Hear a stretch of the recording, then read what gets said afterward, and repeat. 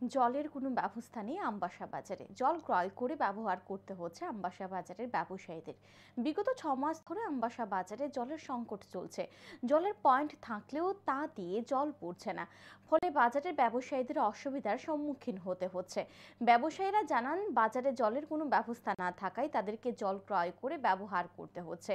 এই বিষয়ে বহুবার আমবাসা বাজার কমিটির সম্পাদক ও সভাপতিকে জানানোর পরও কাজের কাজ কিছুই হয়নি। বাজার কমিটির সম্পাদক জানান, বাজারে জল নেই এই ঘটনা সত্য। বহুবার আমবাসা পুর পরিষদে বাজারে জলের ব্যবস্থা করার জন্য ডেপুটেশন প্রদান করা হয়েছে, কিন্তু আমবাসা পুর পরিষদে কোনো ব্যবস্থা গ্রহণ করেনি।